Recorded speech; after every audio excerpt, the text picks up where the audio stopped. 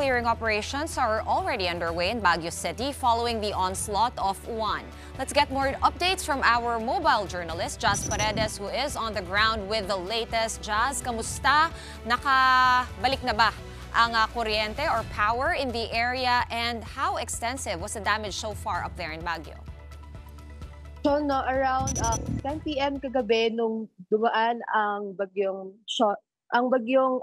Uwan dito, ay naramdam yung malakas na hangin at ulan dito, kaya naman ang ilan at karamihan ng mga bahay dito ay nawalan agad ng kuryente kapag pagtama ng bagyo dito, no. And around 10:18 p.m.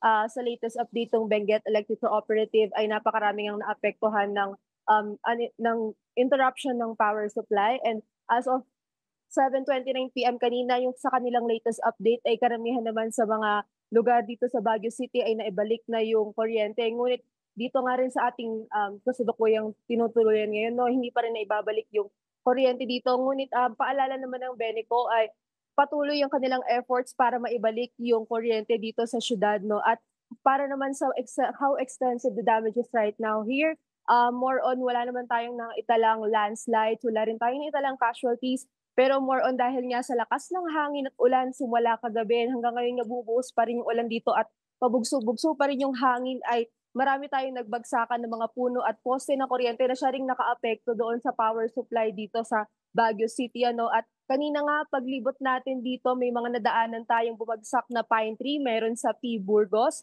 at meron din sa Bukaucan. At meron dito na buong kalsada yung nasakop, kaya naman puspusan talaga yung clearing operations ng local government unit dito, Sean.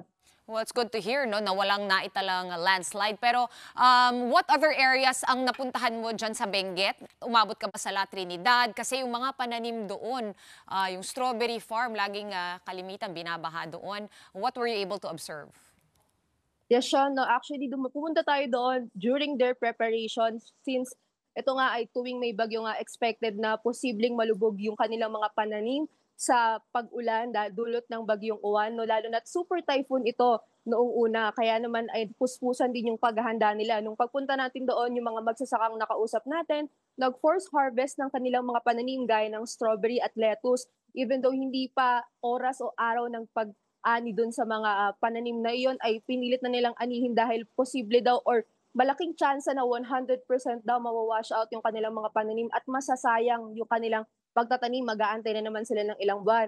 Ngunit ang magandang balita dyan, Sean, no, nung sa latest update ng La Trinidad Public Information Office ay wala tayong naitalang pagbaha, hindi lumubog yung mga pananim ng mga magsasaka sa La Trinidad, no, at hindi rin umapaw yung kanilang creek doon, kaya wala tayong mga naitalang pagbaha doon. Yun yung magandang nangyari, dahil nga nagkaroon din ng dredging daw doon, kaya napaghandaan yung pagdating ng bagyong Uwan at hindi nagkaroon ng pag-apaw o paglubog ng mga pananim sa La Trinidad, particularly sa strawberry farm, Sean. Okay, so would you say, Jazz, na kumbaga yung ulan wasn't as bad as yung hangin, yung lakas ng hangin dyan sa Baguio? Sa totoo lang, Sean, no, bandang 10:00 ng gabi nung kasagsagan ng pagdaan nung bagyong Uwan dito, no, personally na experience natin, sinubukan nating lumabas dito around sa aking area. Napakalakas talaga ng hangin at sinabayan pa ito ng ulan nung pagpunta natin, at halos tangayin tayo sa lakas ng hangin. Maririnig din yung pagsipol talaga ng hangin dito around 10 p.m. hanggang madaling araw. Actually, pagdating din ng umaga, malakas pa rin yung ulan at sumisipol pa rin yung hangin. Ayan, on cue, lumahangin din ngayon, lumalakas din yung hangin. Pero hindi siya ganoon kagrabe kakaya nung kagabi, which is a good news kasi nahihirapan din yung efforts ng ating Beneco sa pagre-restore nga ng mga power lines kapag patuloy yung paglakas ng hangin, dahil naapektuhan nga yung ating mga wires ng kuryente dito, Sean. Okay, very quickly na lang yung mga evacuate. I know they preemptively evacuated a lot of residents from risky areas. Nakabalik na ba sila sa kanilang mga tirahan, or are they still in evac centers?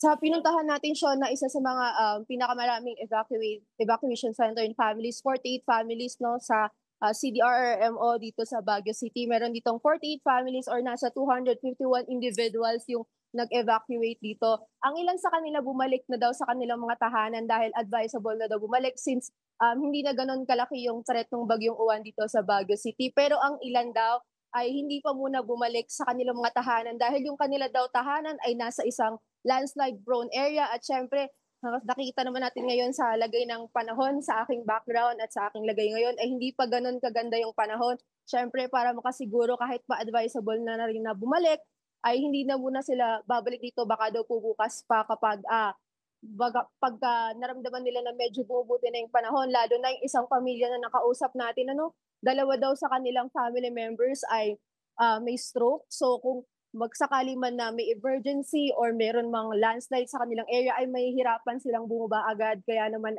sinisiguro nila na naka-evacuate sila bago pa man may mangyaring landslide sa kanilang lugar. Sean. Alright, napakadilim pa nga sa iyong likuran, but thank you so much for that update. I'm glad you're doing well over there. Mobile journalist Jazz Paredes there, reporting to us live from Baguio City.